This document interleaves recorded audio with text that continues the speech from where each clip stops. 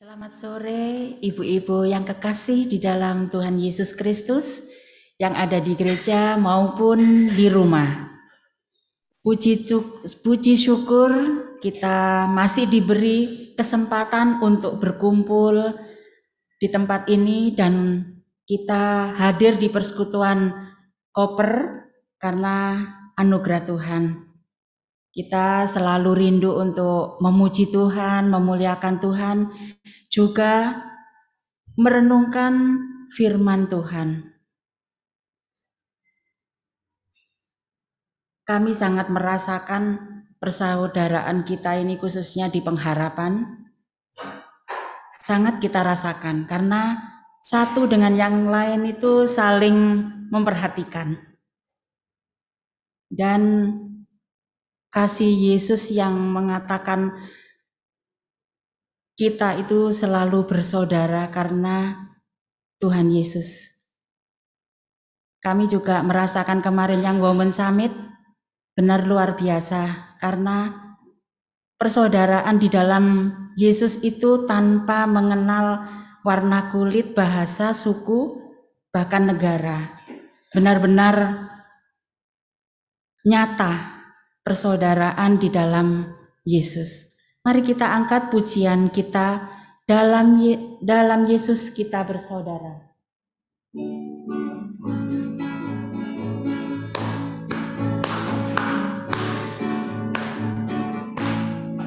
Yesus, kita bersaudara. Yesus, kita bersaudara. Dalam Yesus kita bersaudara, sekarang dan selamanya. Dalam Yesus bersaudara, sekali lagi. Dalam Yesus kita bersaudara. Dalam Yesus kita bersaudara. Dalam Yesus kita bersaudara, sekarang dan selamanya. Dalam Yesus kita bersaudara. Sebelum kita lanjutkan pujian kita, mari kita berdoa terlebih dahulu, bersatu di dalam doa. Tuhan Yesus, Bapa Allah kami yang bertahta di dalam kerajaan surga, puji syukur pada sore hari ini ya Tuhan.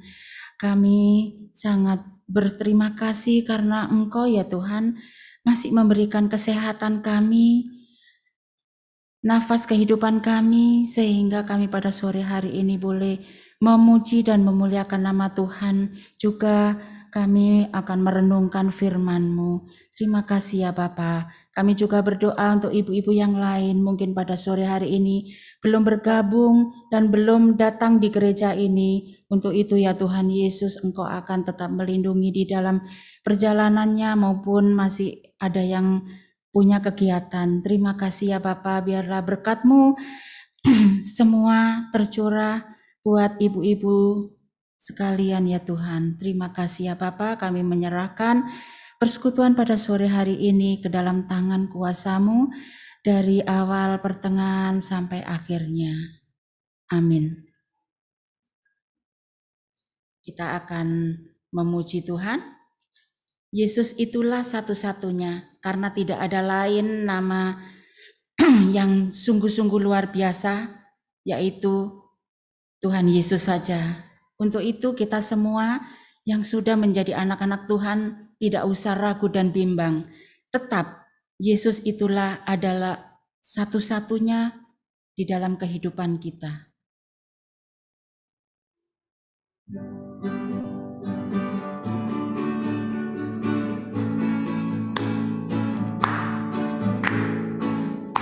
Itulah satu-satunya lampu yang sungguh janji akan kembali yang semua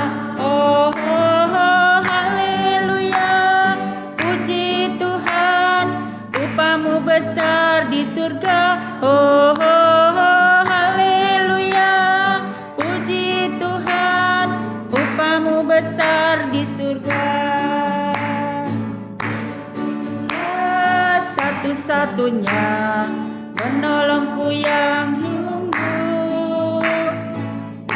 berjanji akan kembali. Haleluya, puji Tuhan, upamu besar di surga. Haleluya, puji Tuhan, upamu besar di surga. Ibu-ibu yang di gereja maupun di rumah, kami memberikan ruang untuk bersaksi atau ucapan syukur. Saya persilakan.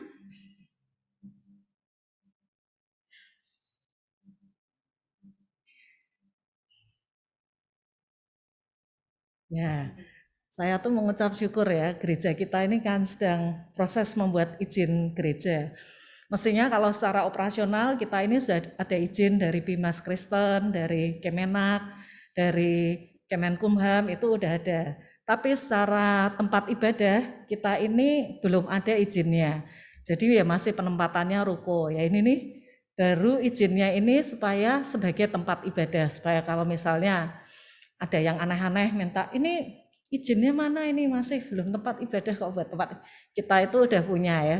Ya saya tuh mengucap syukur Tuhan Yesus betul-betul penolong kita yang sungguh ya. Ini nggak mudah ini bikinnya izin gereja ini nih, betul-betul kayak Bu Yuli ini dari rumah ke rumah karena COVID ya, itu panas-panasan di luar pagar itu untuk minta tanda tangan warga semua ya. Terus Pak Edi juga ke kelurahan, mungkin petugas kelurahannya itu sayang sama Pak Edi sampai bolak-balik ke kelurahan. Jadi itu semua itu perjuangan ya. Akhirnya dokumen-dokumen sudah terkumpul semua, lalu kita udah serahkan ke FKUB untuk minta rekomendasi. Ini urutannya nih banyak ya. Jadi kita nanti minta rekomendasi dari FKUB dan Kemenak Jakarta Utara. Setelah itu nanti rekomendasi ke wali kota. Nanti setelah keluar rekomendasi ke FKUB pusat, DKI, nanti dari gubernur, terus baru akhirnya keluar surat izinnya. Jadi kita ini karena berkas-berkasnya udah terkumpul semua, FKUB dan Kemenak udah ini ya rapat dan menentukan tanggal, kita akan verifikasi tanggal 20 Agustus nanti. Ya verifikasi ini, yang diverifikasi itu jemaat ya, waktu itu kan udah isi semua. Lalu warga juga sudah isi semua, itu perjuangannya Bu Yuli dengan penuh keringat ya. Termasuk RT RW-nya yang penuh tantangan. Terus ini apa namanya? Ya nanti administrasinya juga diverifikasi, semua dokumen-dokumen juga diverifikasi. Nah tanggal 20 itu memang kan warga itu kan kepemilikannya terhadap gereja itu kan susah ya. Jadi mereka kemungkinan datangnya itu kecil sekali. Ya diharapkan jemaat ini semua hadir, karena kalau ruangannya penuh, karena nanti itu undangnya banyak sekali ya. Ada lurah, camat, ada Kapolres, ada Kemenak, ada FKUB, semua itu datang ke sini untuk verifikasi. Nah, diharapkan dukungan kita semua untuk mau datang untuk verifikasi izin gereja ini. Sejauh ini saya mengucap syukur ya, walaupun berat tapi Tuhan selalu menyertai. Kesaksian saya sekian, saya serahkan kembali ke Mbak Rini.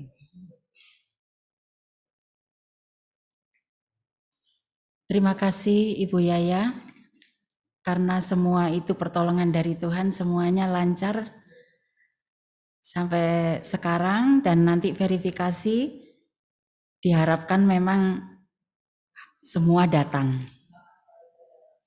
Iya.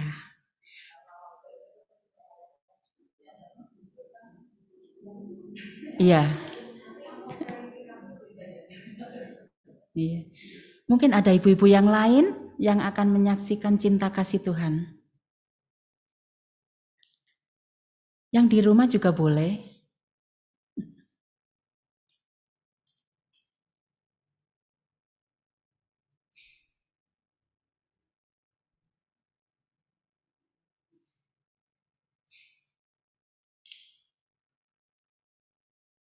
Kalau tidak ada, sebentar lagi kita akan mendengarkan renungan firman Tuhan yang akan dibawakan Saudara Nikolas.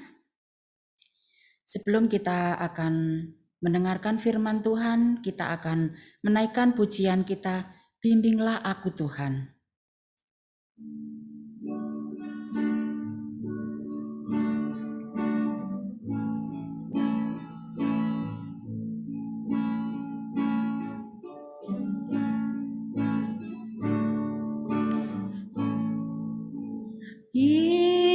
Bimbinglah aku ya Tuhan,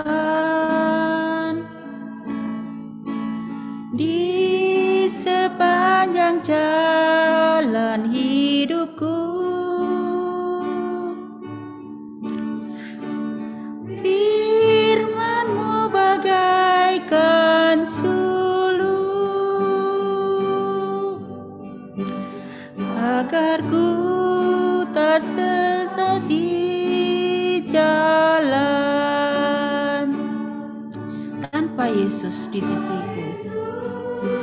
sisiku, tanpa Yesus membimbingku, tanpa Yesus menopangku, ku kan jatuh. Tanpa Yesus di sisiku, tanpa Yesus membimbingku, tanpa Yesus menopangku, ku tak jatuh. Bimbing aku, bimbinglah aku ya Tuhan, di sepanjang jalan hidupku. Firman-Mu bagaikan suluh, agar ku tak sesat di jalan. Tanpa Yesus di sisiku, tanpa Yesus membimbingku, tanpa Yesus menopangku, ku kan jatuh. Dengan Yesus di sisiku, dengan Yesus membimbingku, dengan Yesus menopangku, ku tak jatuh. Saya persilakan Kak Niko.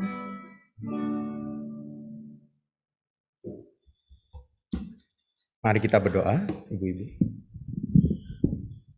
Tuhan Yesus, terima kasih karena sore menjelang malam ini kami boleh sekali lagi bersekutu bersama dalam ibadah Komisi Perempuan. Sekali lagi kami akan bersama-sama merenungkan firman Tuhan. Tolonglah setiap kami, supaya kami boleh mengerti, memahami, dan melakukannya dalam kehidupan setiap kami. Terima kasih ya Tuhan. Hanya di dalam nama Tuhan Yesus kami sudah berdoa. Amin. Shalom, selamat sore ibu-ibu sekalian. Shalom. Loh, calon ibu-ibunya kok ngilang? Tadi di belakang ada, kabur kayaknya. Shalom, calon ibu-ibu juga. Mau dipanggil ibu-ibu aja, calon ibu-ibu. Selamat sore juga, Opa. Saya grogi ibu-ibu biasanya kalau koper lewat Zoom itu kan lihat layar ya. Ini kalau lihat langsung tuh grogi, dipandangin ibu-ibu yang cantik-cantik tuh grogi saya. Nah, ibu-ibu, hari ini kita akan bersama-sama merenungkan firman Tuhan dengan tema Elizabeth, pasangan yang sepadan. Nah, saya mau ajak kita semua untuk buka bagian firman Tuhan yang akan kita renungkan ini dari Injil Lukas pasalnya yang pertama. Lukas pasal yang pertama, kita baca perikopnya ya ibu-ibu. Dari ayat yang ke-5 sampai ayat yang ke-25. Lukas 1 ayat 5 sampai 25. Saya nggak bikin slide-nya, karena saya pengen nanti kita baca sama-sama, dan kalau ada kesempatan diskusi, ibu-ibu bisa jawab, nanti silakan jawab pertanyaan-pertanyaan saya ya. Lukas 1, pasal 1, ayat 5 sampai ayat yang ke-25. Kita akan bacakan berganti-gantian ya ibu-ibu. Saya baca ayat yang ganjil, ayat 5, ibu-ibu baca ayat yang genap, ayat 6, dan begitu seterusnya sampai ayat yang ke-25. Cukup panjang, jadi kita harus konsentrasi supaya kita bisa mengerti juga. Lukas 1 ayat 5 sampai ayat 25, pemberitahuan tentang kelahiran Yohanes Pembaptis. Pada zaman Herodes, Raja Yudea, adalah seorang imam yang bernama Zakaria dari rombongan Abia. Istrinya juga berasal dari keturunan Harun, namanya Elisabet.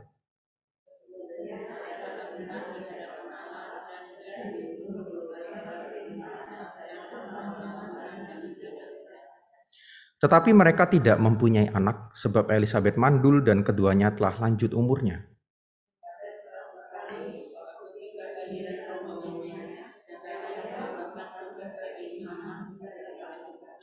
Sebab ketika diundi sebagaimana lazimnya, untuk menentukan imam yang bertugas, dialah yang ditunjuk untuk masuk ke dalam bait suci dan membakar ukupan di situ.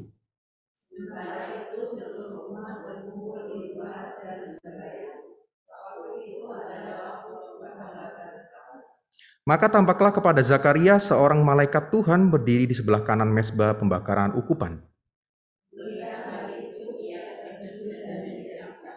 Tetapi malaikat itu berkata kepadanya, "Jangan takut, hai Zakaria, sebab doamu telah dikabulkan, dan Elisabet istrimu akan melahirkan seorang anak laki-laki bagimu, dan haruslah engkau menamai dia Yohanes.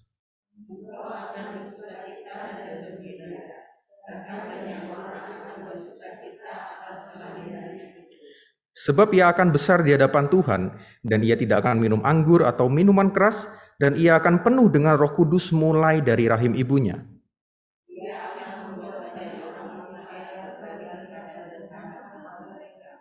Dan ia akan berjalan mendahului Tuhan dalam roh dan kuasa Elia untuk membuat hati bapa-bapa berbalik kepada anak-anaknya dan hati orang-orang durhaka kepada pikiran orang-orang benar, dan dengan demikian menyiapkan bagi Tuhan suatu umat yang layak baginya."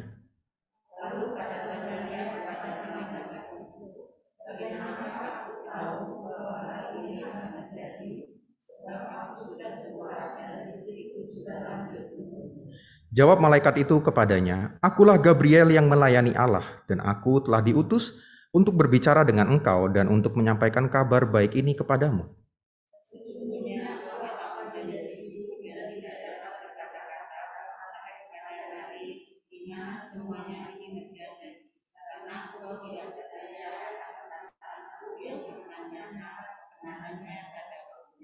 Sementara itu orang banyak menanti-nantikan Zakaria.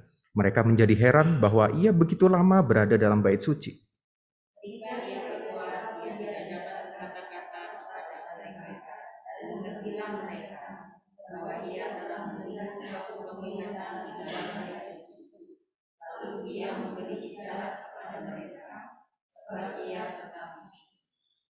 Ketika selesai jangka waktu tugas jabatannya, ia pulang ke rumah.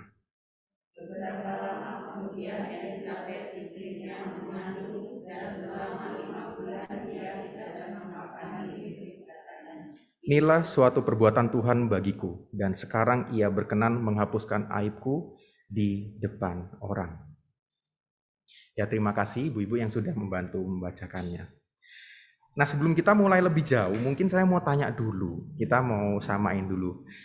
Ibu-ibu tahu nggak siapa Zakaria dan Elisabet ini? Kalau dari bagian yang kita baca saja, siapa sih mereka ini? Mungkin boleh bantu jawab ibu-ibu.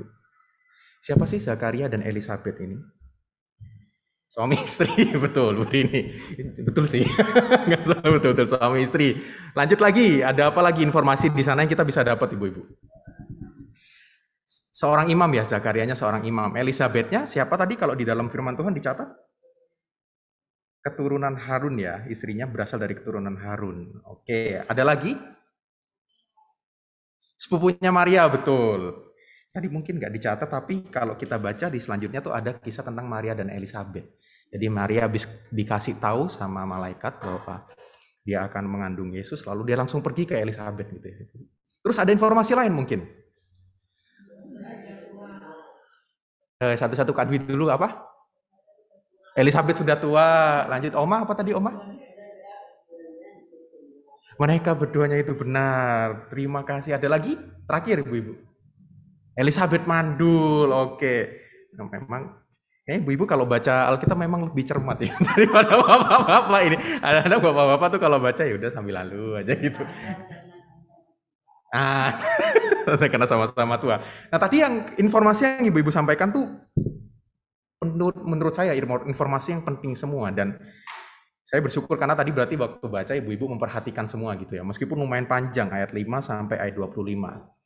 Dan memang ini firman Tuhan yang kita baca, bagian yang kita baca tadi memang sebagian besar berbicara tentang Zakarianya, tentang suaminya. Nah hari ini kita akan belajar sama-sama dari Elisabeth, dari istrinya.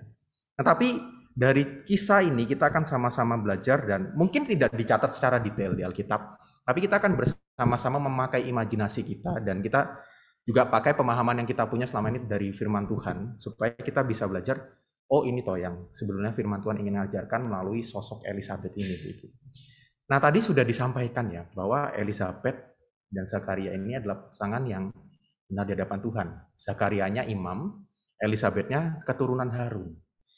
Dan pada waktu itu, di zaman itu, kondisinya adalah umat Tuhan itu sudah lama tidak mendengarkan sabda Tuhan. Jadi ada waktu yang cukup lama umat Tuhan atau bangsa Israel ini tidak lagi mendengarkan sabda Tuhan karena Tuhan tidak lagi berbicara kepada umatnya. Jadi itu di masa-masa kekosongan, Ibu. Bisa dibilang Zakaria dan Elisabeth ini adalah segelintir kecil orang yang tetap setia dan hidup benar di hadapan Tuhan di tengah zaman yang begitu gelap pada waktu itu. Nah tadi seperti yang saya katakan, waktu itu firman Tuhan tidak lagi didengar oleh umat Tuhan, karena itu masa kekosongan ya Ibu. Dan ini adalah pada masa pemerintahan Herodes yang korup, Herodes yang tirani. Karena Herodes itu ada banyak ya Ibu, Herodes 1, 2, 3. Nah ini mereka berada di zaman pemerintahannya Herodes yang korup, jadi Herodes yang tidak baik pada waktu itu. Zakaria imam, Elisabeth istrinya, keturunan Harun, berarti dia adalah anak dari seorang imam. Dan bukan cuma golongan imam, tadi Om Adani juga sudah mengatakan, ayat 6 mencatat bahwa kedua orang ini hidupnya benar dan setia di hadapan Tuhan.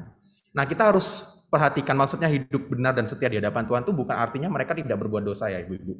Karena satu-satunya manusia yang tidak berbuat dosa di dunia ini cuma satu. Ya satu-satunya satu ya, cuma Tuhan Yesus.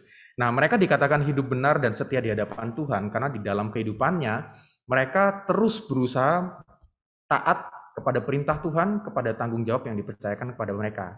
Tapi tentu saja mereka tetap bisa berbuat dosa, mereka tetap bisa jatuh di dalam dosa. Nah, satu hal yang mengherankan setelah dicatat ayat 6 tadi, bahwa mereka hidupnya benar dan setia di hadapan Tuhan, Lukas mencatat selanjutnya. Dikatakan demikian. Di ayat yang ke-7, ada yang boleh bantu bacakan untuk kita semua? Lukas 1 ayat 7.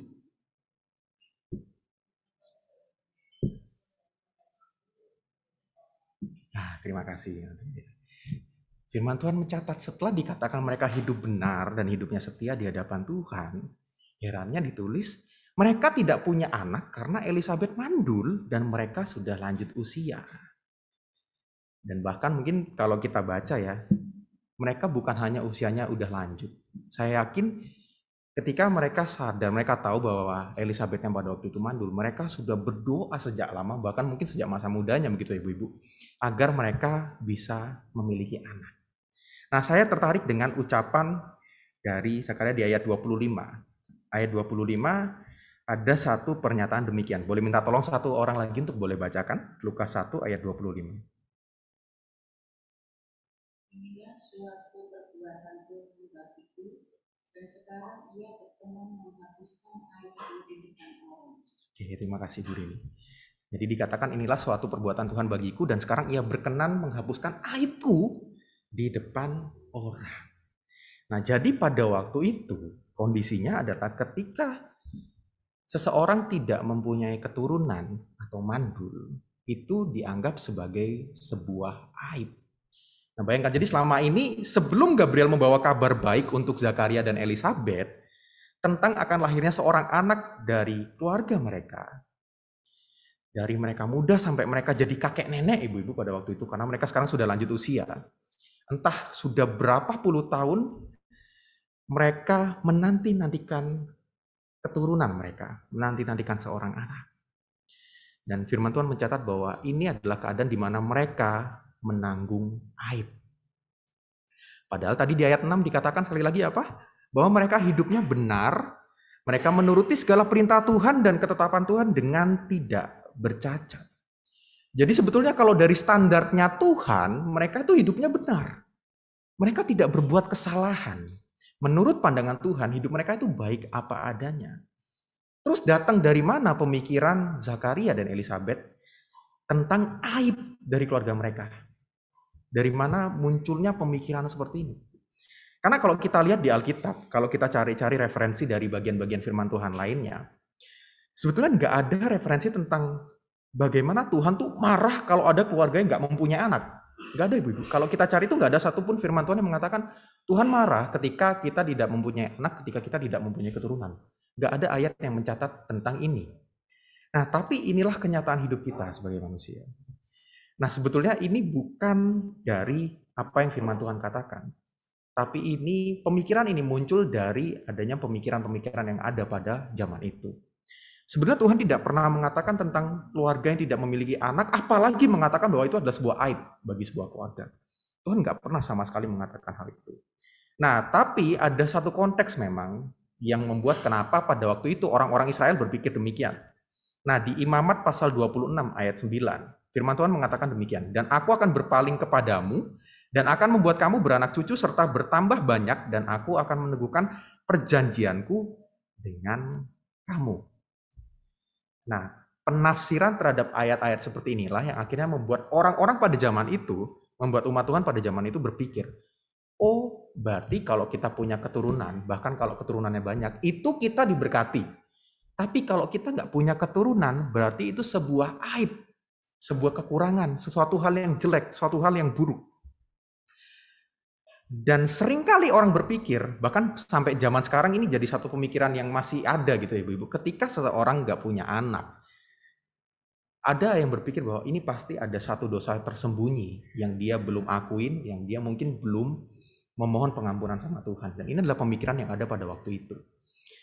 Dan itulah sebabnya ini dikatakan sebagai suatu aib. Bahkan bagi Zakaria dan Elizabeth pada waktu itu. Padahal tadi ayat 6 sekali lagi mengatakan bahwa mereka adalah orang yang benar di hadapan Tuhan.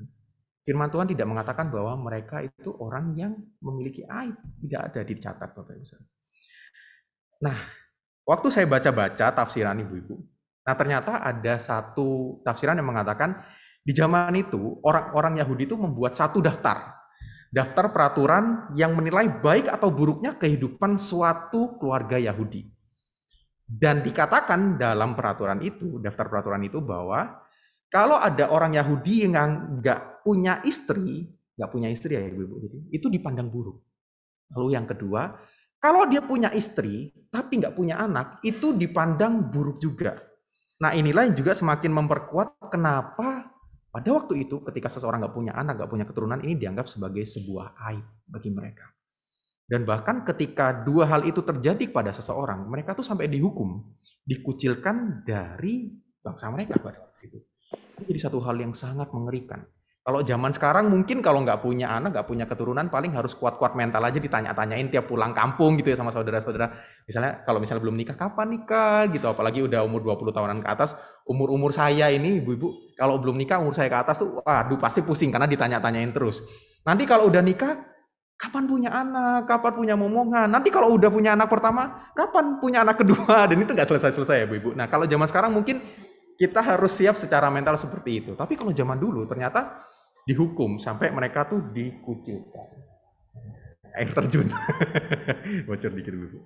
Nah, padahal kalau kita baca dalam firman Tuhan, Tuhan tidak pernah berkomentar sedikit pun tentang kondisi ini. Tapi pada zaman itu masyarakat menganggap ini sebagai suatu aib. Nah, dari satu kenyataan ini ada satu hal yang kita bisa teladani dari keluarga Zakaria dan Elizabeth. Setelah ayat itu dicatat, di ayat yang ke-8, kalau kita perhatikan tadi, ayat yang ke-8. Nah ini kita memang akan pelan-pelan menyusuri ya Ibu ya.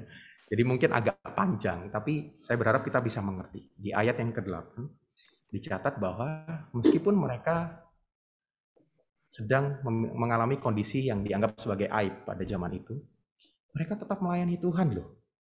Zakaria sebagai seorang imam tetap melaksanakan tugas dan tanggung jawabnya. Padahal itu satu kondisi yang tidak mudah, Ibu. Kita orang biasa aja zaman sekarang nih, orang biasa ketika kita mengalami kondisi seperti itu, pasti harus tahan-tahan menghadapi ocehan orang, komentar-komentar buruk orang. Nah ini notabene dia seorang imam, kalau zaman sekarang mungkin pendeta ya. Pendeta yang dianggap punya aib, tapi dia tetap melayani Tuhan. Itu gak mudah. Tapi Zakaria dan Elizabeth tetap melayani Tuhan. Ia tetap melakukan tugas dan tanggung jawabnya. Dan bagi saya itu satu hal yang luar biasa. Salah satu hal yang kita bisa teladani. Memang tidak dicatat bagaimana respon Elizabeth. Tapi saya yakin pada waktu itu, ketika suaminya melayani Tuhan. Dan tugas seorang imam itu nggak mudah, ibu-ibu. Jadi ketika imam melayani, jadi itu bukan satu tugas yang akan secara rutin dilakukan. Nah, jadi kalau di beberapa tafsiran itu mengatakan bahwa pelayanan yang dilakukan Zakaria ini itu cuma dilakukan sekali setahun kalau nggak salah, atau paling banyak 2 kali dalam setahun untuk pergi ke bait Allah dan melayani di sana. Dan saya yakin ketika Zakaria suaminya melakukan pelayanan ini, Elizabeth juga pasti mendukungnya sebagai seorang suami. Memang di firman Tuhan tidak dicatat. Tapi ini adalah satu hal yang seharusnya dilakukan oleh sebagai seorang istri, sebagai pasangan yang senantiasa mendukung suaminya. Dan pada saat itu ketika seorang masuk ke dalam bait Allah, kalau ia ternyata dianggap tidak layak atau melakukan suatu kesalahan, itu konsekuensinya mati pada saat itu juga, Ibu. Dan di dalam perjanjian lama dicatat banyak sekali kejadian di mana seseorang yang langsung pada saat itu juga langsung mati dihukum oleh Tuhan karena tidak sesuai dengan standarnya Tuhan. Dan ini jadi salah satu hal yang saya yakin juga sebagai orang itu juga ada di pikiran Zakaria, dan Elizabeth pun juga pasti berpikir demikian. Istilahnya, ini suamiku kalau lagi berangkat kerja nih, kalau lagi melayani ke bait Allah, bisa jadi dia nggak balik loh, karena bisa mati pada saat itu juga. Dan ini juga pasti jadi memang satu tanggung jawab yang luar biasa besar dan jadi satu kesukaan pasti bagi para imam yang melayani pada waktu itu. Tapi juga ada satu kekhawatiran yang luar biasa, saya yakin itu. Dan ketika ia melayani, ini jadi satu hal yang jadi mungkin jadi kesukaan, tapi juga di sisi yang lain jadi beban gitu mungkin ya ibu-ibu.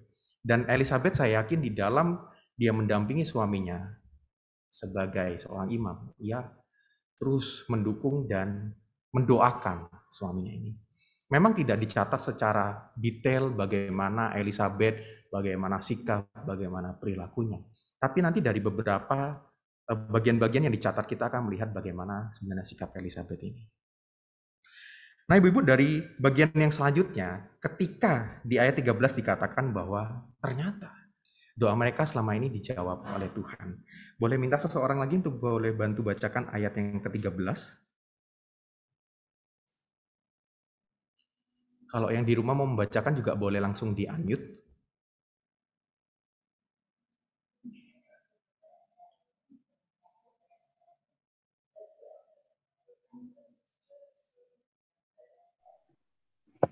Saya bacakan ya. Oke. Boleh saya bacakan? Silakan. Lukas 1 ayat 13. Tetapi malaikat itu berkata kepadanya, "Jangan takut, hai Zakaria, sebab doamu telah dikabulkan. Dan Elizabeth istrimu akan melahirkan seorang anak laki-laki bagimu. Dan haruslah engkau menamai dia Yohanes." Oke, terima kasih Bu Hana, terima kasih Bu Lucy. Nah, tadi di ayat 13, firman Tuhan mencatat bahwa doa mereka selama ini sudah dijawab. Nah, sebetulnya kata doamu itu tidak menunjuk secara spesifik pada doa Zakaria tentang meminta anak. Tetapi lebih kepada doa yang ia panjatkan sebagai seorang imam, yaitu menanti kedatangan seorang Mesias. Nah, jadi ketika malaikat sebenarnya menjawab doamu sudah dijawab itu, jawaban yang utama adalah bahwa Mesias pasti akan datang. Dan itu digenapi dalam kehadiran Yesus. Tapi bukan hanya itu ternyata. Bukan hanya doanya yang itu dijawab, tetapi doanya selama ini untuk memiliki anak itu juga dijawab oleh Tuhan. Saya pikir ibu-ibu, ini saya berimajinasi gitu, saya berpikir, ini kan mereka sudah tua ya, sudah lanjut usia gitu ya. Pasti kita sendiri sebagai anak-anak Tuhan, ada momen-momen di mana ketika kita berdoa, tapi enggak dijawab, bahkan tidak ada sedikit pun tanda-tanda dari Tuhan. 1 bulan berlalu, 1 tahun berlalu, dan puluhan tahun berlalu. Mungkin kita merasa kayak, oh mungkin Tuhan jawabnya enggak gitu ya. Karena yang namanya menunggu tuh enggak gampang, ibu-ibu. Dan mungkin ini juga yang dialami oleh Zakaria dan Elizabeth pada waktu itu. Mungkin mereka tetap menaikkan doa itu.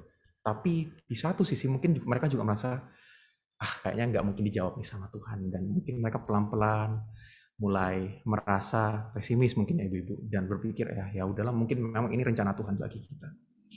Tapi di momen itu, ketika mungkin mereka sama sekali tidak berharap bahwa mereka akan memiliki anak, Tuhan menjawab bahwa mereka akan memiliki anak, dan bahkan dikatakan bahwa anaknya ini akan memiliki satu peran yang besar. Tadi kalau di dalam firman Tuhan dicatat Yohanes bahwa anak mereka harus menamanya Yohanes. Dan di ayat 15 dikatakan, sebab ia akan besar di hadapan Tuhan dan ia tidak akan minum anggur atau minuman keras. Dan ia akan penuh dengan Roh Kudus mulai dari rahim ibunya. Ia akan membuat banyak orang Israel berbalik kepada Tuhan Allah mereka. Dan ia akan berjalan mendahului Tuhan dalam roh dan kuasa Elia, untuk membuat hati bapak-bapak berbalik kepada anak-anaknya, dan hati orang-orang durhaka kepada pikiran orang-orang benar. Dan dengan demikian menyiapkan bagi Tuhan suatu umat yang layak baginya. Dikatakan bahwa anak mereka akan menjadi orang yang mempersiapkan nantinya kedatangan sang Mesias. Dan kita tahu ketika Yohanes Pembaptis melakukan pelayanannya, Yohanes Pembaptis telah terlebih dahulu mempersiapkan pelayanan yang nantinya akan dilanjutkan oleh Yesus dalam pelayanannya itu. Nah sayangnya ibu-ibu, ketika malaikat menyampaikan bahwa ternyata doa ini dijawab, respon Zakaria itu kurang baik. Nah mungkin ada yang bisa bantu bacakan seperti apa respon Zakaria.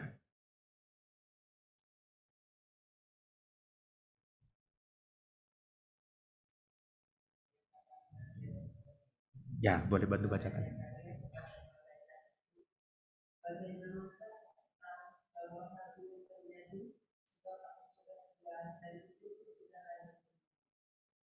Oke, terima kasih Bu Bambang. Jadi di ayat 18, betul, tadi dicatat responnya Zakaria. Zakaria bukannya senang, bukannya bersuka cita, tapi dia malah ragu dan mempertanyakan, ini mana mungkin sih Tuhan? Gak mungkin, kami itu udah lanjut usia, kami itu udah gak mungkin. Dan sebenarnya ini satu respon yang kita juga pernah lihat di dalam perjanjian lama, yaitu ketika Abraham dan Sarah diberikan jawaban atas doa mereka juga.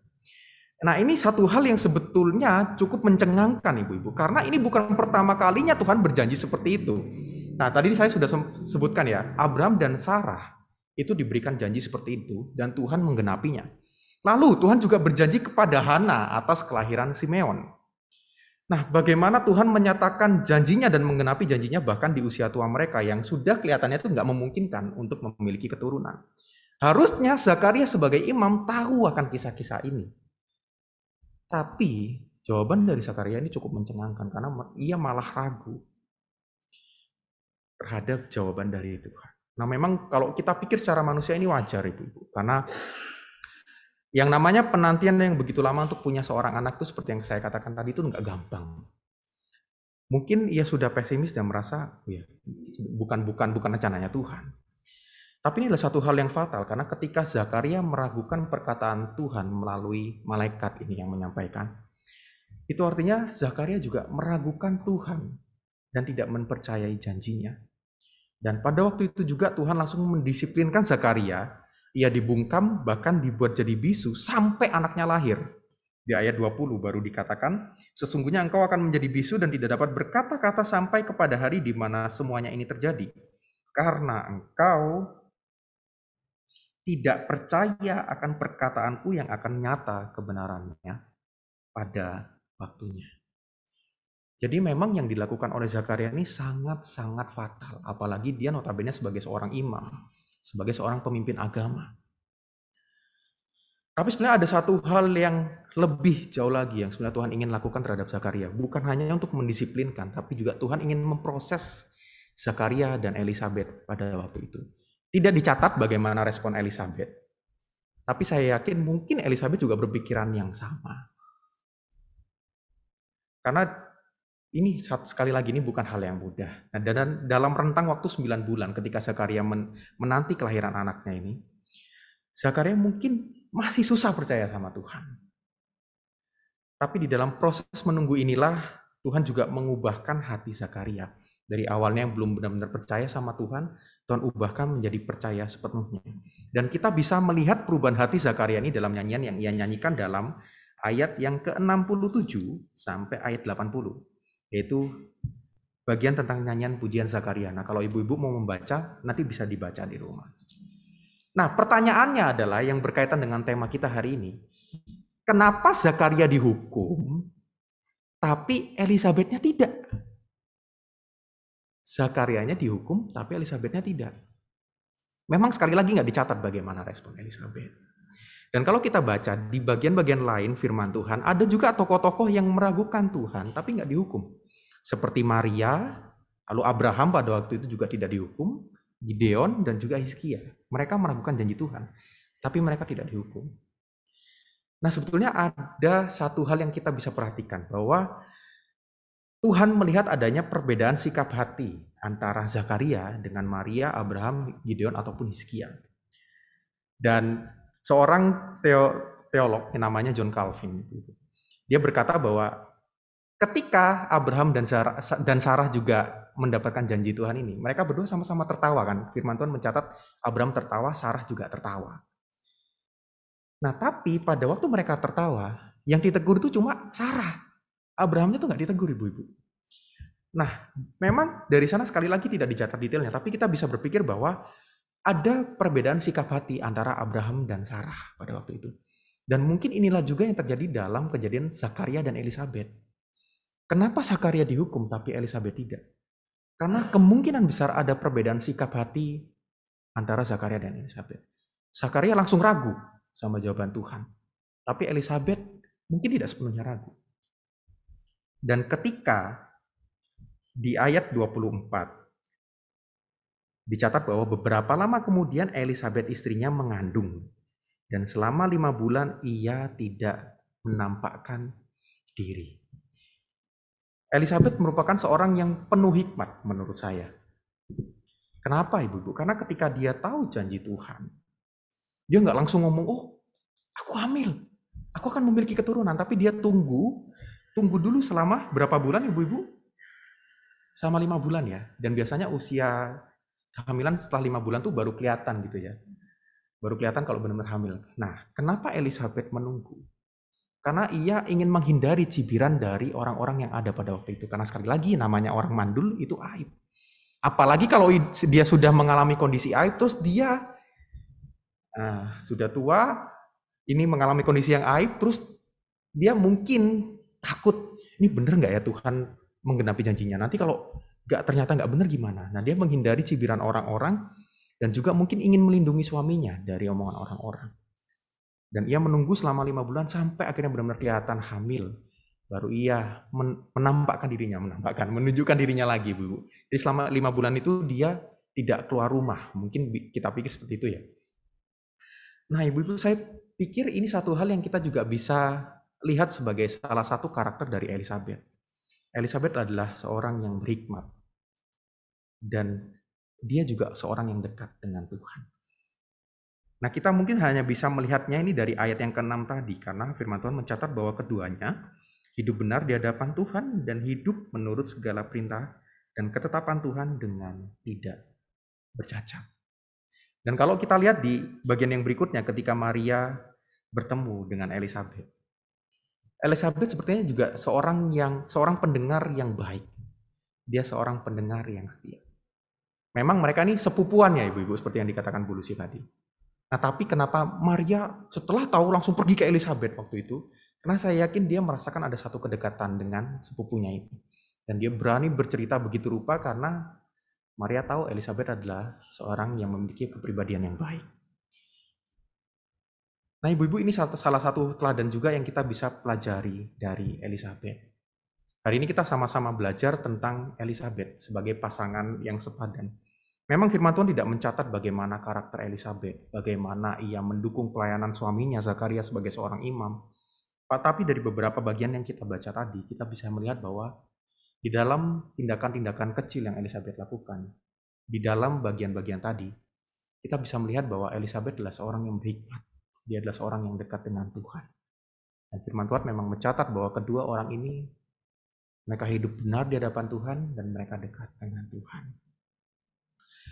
Nah, ibu-ibu, kalau kita baca di dalam Alkitab, apa saja bagian firman Tuhan yang mengatakan tentang istri? Apa sih kata Alkitab tentang istri? Nah, mungkin kalau ada yang ingat boleh langsung disampaikan. Apa yang firman Tuhan katakan tentang istri? Ada yang ingat mungkin satu bagian firman Tuhan yang ini mengatakan tentang istri, entah itu tugas, entah itu tanggung jawab, entah itu apa yang harus dilakukan sebagai orang istri. Mungkin ada yang bisa bantu? Hormat, tunduk pada suami. Lalu apa lagi, ibu-ibu? Tunduk ya, Oma ya, tunduk pada suami. Ada lagi?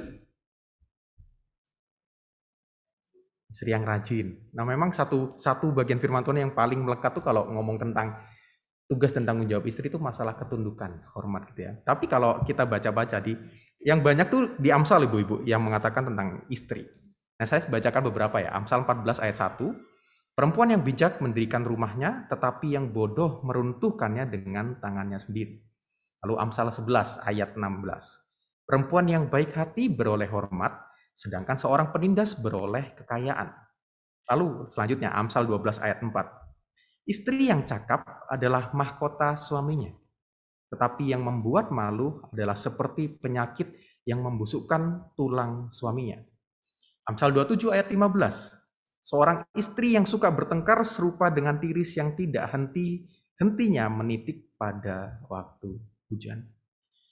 Nah, jadi bagian-bagian yang saya baca tadi itu mengatakan bagaimana pengaruh buruk seorang istri itu sangat berdampak kepada suami, ibu-ibu. Lalu, bagaimana kalau istri-istri yang baik? Nah, ada beberapa bagian firman Tuhan juga dari Amsal. Amsal 31 ayat 10 sampai ayat 12. Saya boleh minta tolong yang di rumah tuh boleh bantu bacakan. Amsal 31 ayat 10 sampai ayat 12.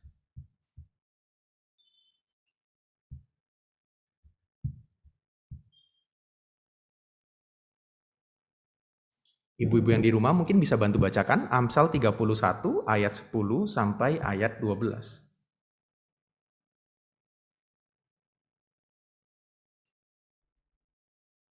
Ada? Kalau nggak ada ya udah. Yang di gereja mungkin ada yang bisa bantu baca Amsal 31 saya ayat baca 10 ya. sampai 12. Ada Bu Retno ya? Ya. Ya, boleh minta tolong Bu Retno? Ya. Amsal 31 ayat 10. Puji-pujian untuk istri yang cakap. Istri yang cakap, siapakah akan mendapatkannya? Ia lebih berharga daripada permata. Hati suaminya percaya kepadanya, suaminya tidak akan kekurangan keuntungan. Ia berbuat baik pada suaminya dan tidak berbuat jahat sepanjang umurnya. Ia mencari bulu domba. Udah? Udah, sampai ayat 12 saja Bu Retno. Terima kasih Bu Retno. Nah, Mas Oma. Tadi Amsal 31 ayat 10 sampai 12. Lalu di ayat 30 sampai ayat 31-nya firman Tuhan mencatat demikian. Kemolekan adalah bohong dan kecantikan adalah sia-sia. Tetapi istri yang takut akan Tuhan dipuji-puji. Berilah kepadanya bagian dari hasil tangannya, biarlah perbuatannya memuji dia di pintu-pintu gerbang. Jadi inilah kata firman Tuhan. Ketika seorang istri memberikan pengaruh yang baik kepada suaminya. Nah, ibu-ibu, saya belum menikah gitu ya. Tapi satu hal yang saya juga lihat dari keluarga saya dan juga saya amati dari orang-orang di sekitar saya bahwa memang omongan orang bahwa di balik seorang pria yang baik, di balik seorang suami yang baik, selalu ada seorang istri yang baik juga yang senantiasa mendukungnya. Dan ketika saya belajar firman Tuhan, ini semakin menguatkan pernyataan ini gitu. Karena memang bagaimana seorang istri berperilaku itu dampaknya sangat besar terhadap suami mereka. Dan di dalam kisah Zakaria dan Elizabeth ini memang tidak dicatat bagaimana respon Elizabeth sebagai seorang istri Tetapi kita bisa melihat bagaimana akhirnya Zakaria bisa bertobat, bisa berbalik dari kesalahan yang ia lakukan. Saya yakin ada juga pengaruh Elizabeth di sana. Nah, ibu-ibu, satu lagi bagian firman Tuhan yang tadi kita sudah sama-sama sebutkan ya. Apa sih kata Alkitab tentang istri? Tadi disampaikan bahwa tentang ketundukan, tentang hormat. Nah, Kolose 3 ayat 18 mengatakan, hai istri-istri tunduklah kepada suamimu, sebagaimana seharusnya di dalam Tuhan. Lalu sama dengan itu Efesus pasal 5 ayat 22 sampai 24. Firman Tuhan juga mengatakan, hai istri tunduklah kepada suamimu seperti kepada Tuhan. Karena suami adalah kepala istri, sama seperti Kristus adalah kepala jemaat. Dialah yang menyelamatkan tubuh. Karena itu sebagaimana jemaat tunduk kepada Kristus, demikian jugalah istri kepada suami dalam segala sesuatu. Nah, mungkin kalau ada yang kita bertanya, kenapa sih kok harus suami, kenapa harus pria sih yang menjadi kepala? Kenapa kok nggak cewek aja yang menjadi kepala? Apalagi di zaman sekarang namanya feminis tuh lagi banyak ya ibu-ibu ya, paham feminisme tuh banyak. Nah sebenarnya paham feminis ini baik, kalau kita melihatnya dari sudut pandang firman Tuhan. Nah tapi kalau lihat paham feminis yang, wanita tuh harus ada di atas pria. Nah itu kita harus berhati-hati. Karena firman Tuhan sebenarnya tidak berkata demikian. Firman Tuhan mencatat bahwa istri harus tunduk kepada suami sama seperti jemaat atau gereja Tuhan tunduk kepada Kristus. Karena sebenarnya pernikahan itu juga melambangkan bagaimana relasi kita, gereja umat Tuhan, dengan Kristus sebagai suami dan gereja sebagai istri. Nah itulah yang menjadi alasan kenapa istri-istri itu juga harus tunduk kepada suaminya.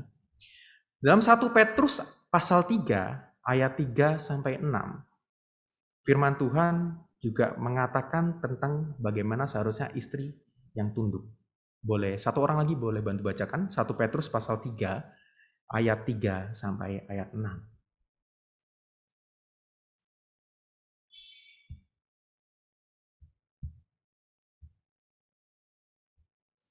1 Petrus pasal 3 ayat 3 sampai 6. Cukup panjang ayatnya itu.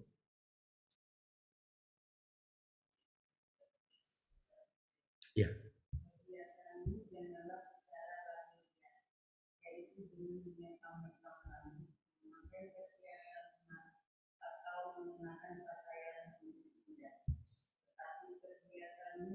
Manusia kekinian yang tersembunyi dengan perhiasan yang tidak binasa yang berasal dari roh yang lemah lembut dan tentram yang sangat berharga di mata Allah. Sebab demikianlah caranya perempuan-perempuan kudus dahulu berdandan, yaitu perempuan-perempuan yang menaruh pengharapannya kepada Allah. Mereka tunduk kepada suaminya, sama seperti Sarah taat kepada Abraham dan menamai dia tuannya. Dan kamu adalah anak-anaknya jika kamu berbuat baik dan tidak takut akan ancaman. Terima kasih Ibu. Nah, jadi firman Tuhan mencatat bahwa yang menjadi perhiasan, yang menjadi kebanggaan dari para wanita, itu bukan sekedar penampilan secara fisik, bukan apa yang dipakai, bukan perhiasan yang dimiliki, bukan bagaimana kecantikan parasnya, bukan bagaimana keindahan tubuhnya, tapi firman Tuhan mengatakan bahwa perhiasan yang tidak binasa itu berasal dari roh yang lemah lembut dan tentram, yang sangat berharga di mata Allah. Dan bagaimana cara perempuan-perempuan kudus berdandan adalah dengan cara menaruh pengharapannya kepada Allah dan tunduk kepada suaminya. Inilah yang Tuhan pandang baik bagi para wanita, bagi para istri. Lalu 1 Petrus pasal 3 ayat 2, firman Tuhan mengatakan, demikian juga kamu, hai istri-istri, tunduklah kepada suamimu, supaya jika ada di antara mereka yang tidak taat kepada firman, mereka juga tanpa perkataan dimenangkan oleh kelakuan istrinya, jika mereka melihat bagaimana murni dan salehnya hidup istri mereka itu. Nah ibu-ibu, kita bisa melihat bahwa dari firman Tuhan yang barusan saya bacakan, ini sebenarnya satu bagian firman Tuhan yang pada saat itu konteksnya dikatakan kepada para istri-istri yang punya suami yang belum percaya kepada Kristus. Jadi mereka belum memiliki iman yang benar. Tapi firman Tuhan mengatakan apa? Bagaimana caramu memenangkan suamimu adalah dengan cara tunduklah kepada suamimu. Supaya jika ada di antara mereka yang tidak taat kepada firman, mereka juga tanpa perkataan dimenangkan oleh kelakuan istrinya. Ini satu hal yang bukan cuma waktu itu ya Ibu, saya yakin di zaman sekarang pun ini satu hal yang nggak masuk akal mungkin ya. Karena ketika kita, mungkin bagi kita yang mempunyai suami yang masih banyak kekurangan, dia secara iman juga belum sebaik kita mungkin Ibu. Kita berpikirnya, oh berarti aku harus mengarahkan suamiku aku harus ngomongin terus, aku harus mengajari dia bagaimana caranya supaya dia punya iman yang benar. Tapi firman Tuhan mengatakan, jika ada di antara mereka yang tidak taat kepada firman, mereka juga tanpa perkataan dimenangkan oleh kelakuan istrinya. Satu hal yang saya amati di dalam kehidupan pernikahan, ketika ada satu masalah seperti ini ya Ibu, antara suami dengan istri ada masalah, mungkin ada perdebatan gitu. Seringkali suaminya tidak mau mengalah, istrinya juga tidak mau mengalah. Dan kalau biasanya lagi panas, lagi tinggi, lagi berantem tuh langsung salah-salah gitu. Kita lupa bahwa seharusnya tugas sebagai seorang istri adalah tunduk. Dan tugas sebagai seorang suami adalah mengasihi istrinya. Dan seringkali perdebatannya adalah, ya kamu duluan lah yang ngalah lah. Suaminya ngomong gitu, istrinya juga ngomong, ya kamu duluan lah, kan firman Tuhan ngomong harus mengasihi istri. Aku nggak mau tunduk kalau kamu nggak mengasihi aku. Nah kadang-kadang bisa begitu tuh debatnya ibu-ibu. Tapi benarkah demikian? Nah firman Tuhan berusaha mengatakan bahwa sebenarnya kita malah bisa memenangkan suami dengan tanpa perkataan. Dan itu dimenangkan oleh kelakuan istrinya.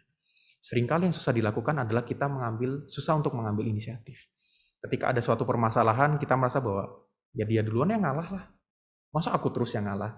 Padahal firman Tuhan mengatakan di dalam ketundukan ketika kita berusaha tunduk, ketika kita berinisiatif untuk mengalah, memang gak gampang Ibu, memang berat. Tapi melalui itulah juga ketika kita memberikan teladan dari bagaimana sikap kita, bagaimana kelakuan kita. Dari sanalah juga Tuhan bisa bekerja untuk melembutkan hati pasangan kita, melembutkan hati suami kita. Tidak selalu untuk memenangkan suatu perdebatan, tidak selalu untuk memenangkan sebuah konflik itu harus dengan adu pendapat, adu mulut. Siapa yang paling benar, siapa yang paling baik pendapatnya, itulah yang menang. Tidak selalu seperti itu. Firman Tuhan mengatakan bahwa terkadang ketika kita berusaha tunduk, dengan rela hati kita mau mengalah, malah terkadang melalui tindakan kita itulah pasangan kita dapat dilembutkan hatinya oleh Tuhan. Nah ibu-ibu, dari dalam bagian firman Tuhan yang kita baca tadi, beberapa bagian itu mengatakan tentang bagaimana istri tunduk, bagaimana istri tunduk. Nah sebenarnya kata asli dari kata tunduk ini merupakan satu kata kerja yang bentuknya tuh terus-menerus. Dan ini berarti bahwa ketika kita tunduk tuh sama seperti kita tunduk kepada Allah, kepada pemimpin kita, kepada suami kita, itu bukan dilakukan cuma satu kali, tapi dilakukan secara terus-menerus. Ketundukan ini merupakan satu sikap yang terus-menerus dalam pikiran kita dan menjadi satu pola tingkah laku. Dan yang ketundukan yang dikatakan dalam Efesus pasal 5 tadi, itu bukan berbicara mengenai sikap tunduk yang sepihak dari orang percaya pada orang yang egois atau orang yang mau mendominasi saja. Bukan seperti itu. Tapi sikap tunduk yang dikatakan oleh firman Tuhan ini didesain sebagai satu sikap di antara dua orang percaya yang dipenuhi roh dan saling tunduk satu dengan yang lain dan kepada Tuhan. Jadi sebenarnya ketundukan ini merupakan sebuah jalan dua arah. Nah, apa yang kita bisa pelajari, Ibu? Ketika kita sebagai istri berusaha tunduk, ini menjadi satu jalan yang Tuhan pakai. Ketika kita tunduk, Tuhan juga mengubahkan hati pasangan kita secara perlahan-lahan. Memang ketika kita dikasihi dengan begitu rupa oleh pasangan kita, sebagaimana Kristus mengasihi jemaatnya, tunduk tuh gampang ibu-ibu. Tunduk tuh nggak susah. Ketika kita dikasihi juga oleh suami kita, oleh pasangan kita, tunduk itu nggak susah. Tapi ketika kita merasa bahwa kita tidak dikasihi sebesar itu, kita akan sangat susah untuk tunduk kepada pasangan kita. Nah, pertanyaannya bagaimana cara kita melakukannya? Satu-satunya cara kita melakukannya adalah dengan terus memohon kepada Tuhan, agar Tuhan juga boleh menguatkan kita, memampukan kita untuk dapat tunduk kepada pasangan kita. Karena para istri, para wanita, itu diciptakan dari tulang rusuk. Pada waktu itu Hawa diciptakan dari tulang rusuk yang diambil dari sisi Adam. Bukan diambil dari bagian dari kepalanya untuk memerintah Adam, bukan juga diambil dari bagian kakinya untuk diinjak-injak oleh para pria. Tapi wanita diambil dari sisinya untuk menjadi sederajat dengan para pria. Diambil di bagian bawah dari tangannya untuk dilindungi dan dekat dengan hatinya untuk dikasihi. Dan kata tunduk tadi merupakan kata yang sama seperti yang dikatakan dalam Efesus 5 ayat 22 yang kita baca tadi. Bahwa orang percaya harus tunduk satu dengan yang lainnya. Kenapa kita para istri harus tunduk kepada suami? Karena ketundukan kepada suami itu menunjukkan juga bagaimana kita tunduk, bagaimana kita menghormati Tuhan kita, Kristus. Oleh karena itu Bapak, Ibu-ibu, marilah kita sama-sama belajar dari teladan Elisabeth pada malam hari ini. Mungkin ketika mendengar firman Tuhan hari ini, banyak dari kita yang berpikir kayak, kok saya belum begitu paham ya gitu ya. Karena memang dari bagian firman Tuhan yang kita baca, memang kita tidak bisa melihat secara eksplisit bagaimana teladan Elisabeth sebagai pasangan yang sepadan. Tapi bagian-bagian firman Tuhan yang kita baca di akhir tadi menunjukkan bahwa itulah yang seharusnya kita lakukan sebagai istri, sebagai pasangan yang sepadan bagi suami kita. Adalah dengan cara tunduk, dengan cara menghormati, dengan cara menghargai pasangan kita. Seringkali kita lupa bahwa ketika mungkin suami kita menyakiti hati kita, pasangan kita mendukakan hati kita, kita tuh jengkel, marah, dan jadi lupa untuk tunduk, untuk menghargai. Dan terkadang kita pakai cara yang salah. Kita ingin mengubah mereka, tapi dengan cara yang salah. Entah itu terkadang mungkin kita ngomongin yang jeleknya, malah ketika kita ketemu orang kita malah jatuhnya menjelekkan suami kita, menjelekkan pasangan kita. Dan itulah yang menjadi penyebab kenapa seringkali ketika ada satu konflik dalam rumah tangga tidak menjadi selesai. Karena tidak ada satu orang yang mau mengalah. Dan marilah kita malam hari ini sama-sama belajar bahwa tunduk itu bukan berarti kalah. Tunduk itu bukan berarti lebih rendah. Tapi tunduk adalah satu hal yang Tuhan pakai untuk bisa melembutkan, untuk bisa memenangkan hati dari pasangan kita. Dan ketika kita sebagai istri tunduk kepada pasangan kita, itu juga menunjukkan bagaimana kita tunduk dan menghormati Tuhan kita, Yesus Kristus. Kiranya Tuhan boleh menolong kita semua. Mari kita berdoa. Tuhan, firman-Mu sudah diberitakan. Tolonglah kami supaya kami boleh mengerti, memahami, dan boleh melakukannya dalam kehidupan kami. Terima kasih Tuhan. Hanya di dalam nama Tuhan Yesus kami sudah berdoa. Amin.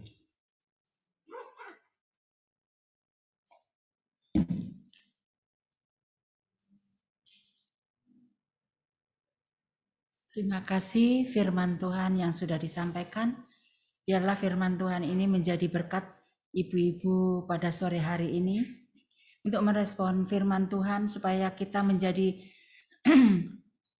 istri yang bijak, yang berhikmat.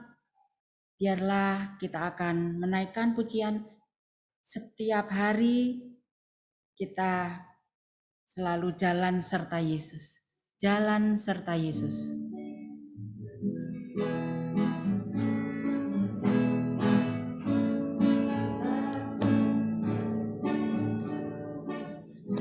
Serta setiap hari, jalan serta Yesus, jalan serta selamanya.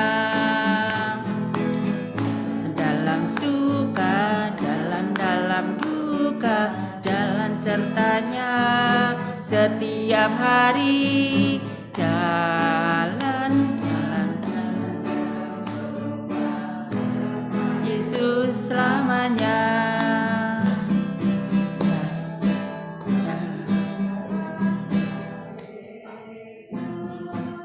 jalan sertanya setiap hari, jalan serta Yesus selamanya. Dalam suka, jalan dalam duka, jalan sertanya setiap hari, jalan serta Yesus selamanya. Kita akan menaikkan pokok-pokok doa, bisa ditayangkan. Sebelum kita naikkan pokok-pokok doa kita akan memuji Tuhan. Ku tahu Tuhan pasti buka jalan dengan setengah suara. Dan nanti pokok doa untuk penutup, kami minta Ibu Rita yang menutup. Bisa ditayangkan doa.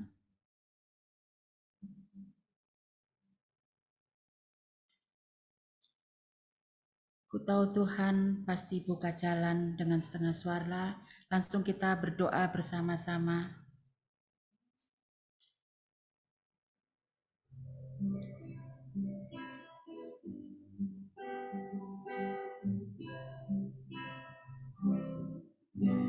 Ku tahu Tuhan pasti buka jalan.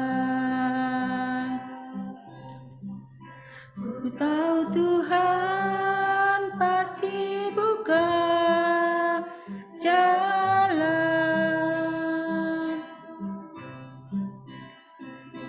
Aku hidup suci, tidak turut dunia. Ku tahu Tuhan pasti buka jalan.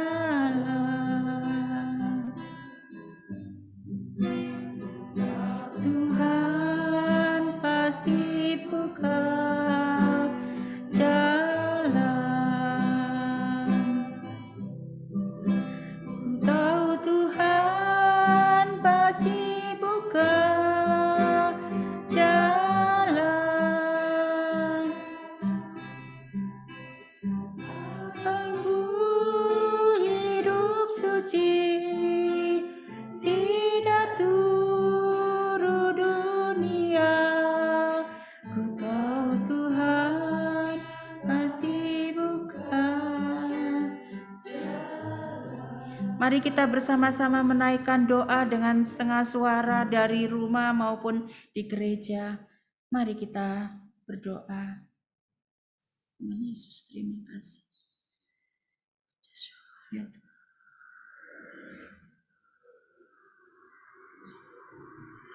Biarlah Tuhan.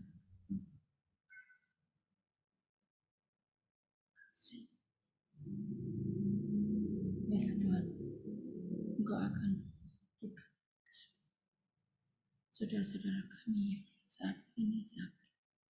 Biarlah Tuhan juga Tuhan supaya berlimpah untukmu dan untuk anak-anak kami, khususnya yang muda.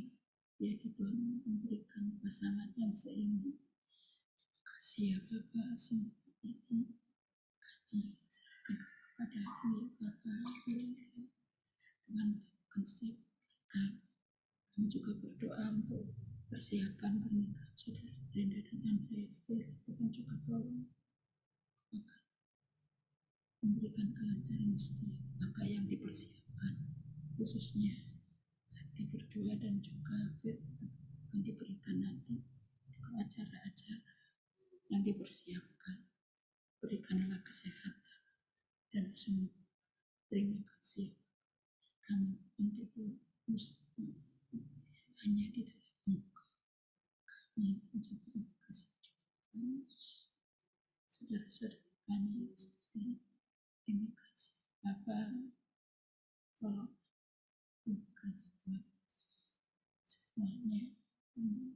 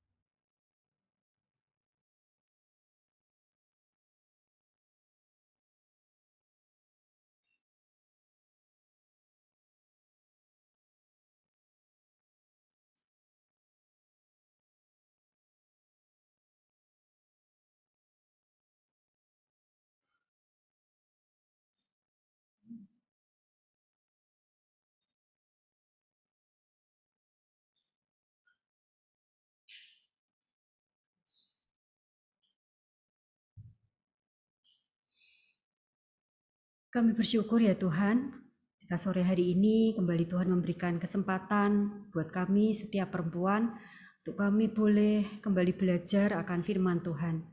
Firman Tuhan yang menegur kami, firman Tuhan yang menuntun kami, firman Tuhan yang menerangi jalan kehidupan kami sebagai istri-istri. Jadi pasangan-pasangan yang takut akan Tuhan.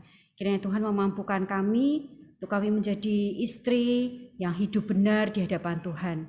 Istri yang mau melakukan segala ketetapan dan perintah Tuhan. Dan istri yang mendukung dari pelayanan suami-suami kami. Istri yang cakap, istri yang tunduk kepada suami. Kiranya Tuhan menolong kami Tuhan. Untuk kami boleh melakukan firman Tuhan dalam kehidupan kami, dalam keluarga kami ya Tuhan. Dalam hidup kami, pernikahan kami, Tuhan yang selalu menuntun kami.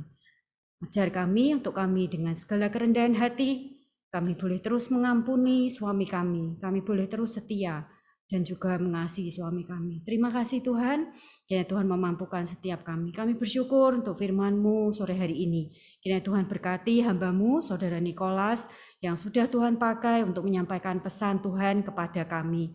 Kiranya Tuhan terus memberkati, terus limpah-limpahkan hikmat terbaik buat Nikolas.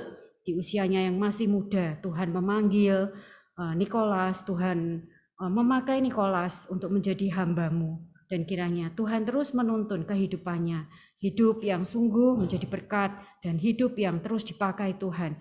Terus semakin hari boleh semakin dahsyat ya Tuhan. Tuhan pakai hamba-Mu ini. Kami juga berdoa untuk Ibu Rini dan Diaken Juliana yang sudah membawa setiap kami untuk menaikkan puji-pujian kami di hadapan Tuhan. Kiranya Tuhan juga memberkati mereka di dalam segala kehidupan mereka. Kami juga berdoa Tuhan untuk pelayanan Ibu Rini, pelayanan Karin dan Senja di sekolahnya Adin. Kiranya Tuhan pakai mereka ya Tuhan untuk membawa anak-anak yang ada di sekolahan Adin untuk mengenal Tuhan, untuk semakin dalam mengerti akan firman Tuhan. Tuhan pakai mereka menjadi berkat buat anak-anak di sekolahan Adin ya Tuhan. Kami juga berdoa untuk pernikahan Andreas dan Brenda. Tuhan, segala sesuatu yang sudah mereka persiapkan, kiranya Tuhan yang menolong, Tuhan yang memberkati, Tuhan cukupkan dari semua yang ada. Tuhan atur dalam segala kebaikan-Mu ya Tuhan. Tuhan yang menyertai, memimpin Andreas dan Brenda, kiranya kasih Kristus boleh nyata di dalam kehidupan mereka. Nanti ketika tanggal 14 mereka mengucapkan janji pernikahan, biarlah itu senantiasa boleh ya Tuhan dilakukan mereka.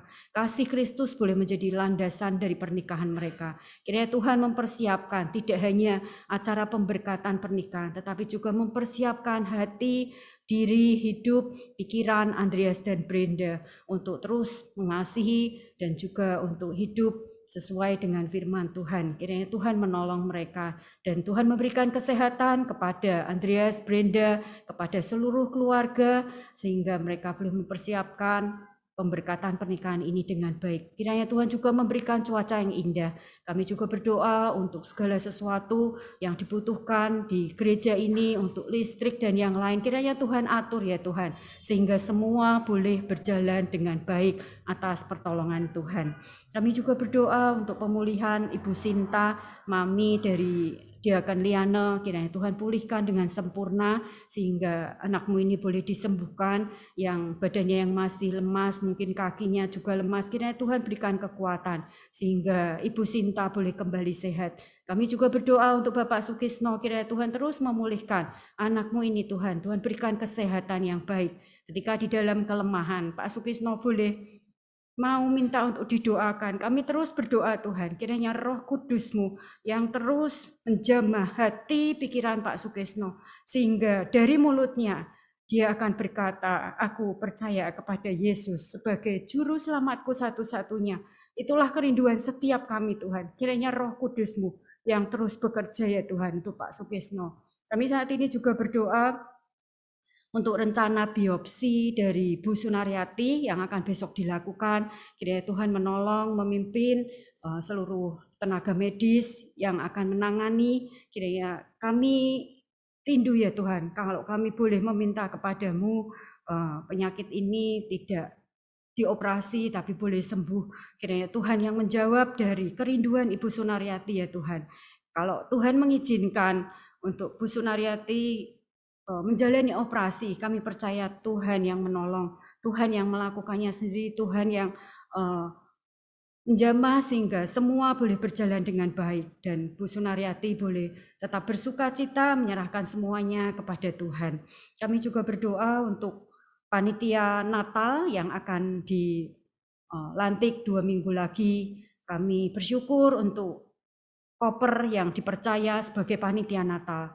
Kiranya Tuhan yang menolong setiap anak-anakmu yang sudah ambil bagian, yang sudah dipilih untuk menjadi panitia Natal di tahun 2022 ini. Kiranya Tuhan yang menolong memberikan hikmat buat setiap kami boleh bersyukur untuk talenta yang Tuhan berikan dan percayakan kepada setiap kami. Kami boleh terus dipakai melayani Tuhan, dipilih Tuhan untuk melayani Tuhan. Kiranya setiap kami boleh menerima pelayanan ini dan kami boleh melakukannya dengan takut akan Tuhan. Kami melakukannya dengan syukur kepada Tuhan, dan semuanya kami serahkan ke dalam tangan-Mu Tuhan yang turut bekerja dalam setiap pelayanan kami. Kami juga berdoa untuk persembahan yang sebentar akan kami berikan.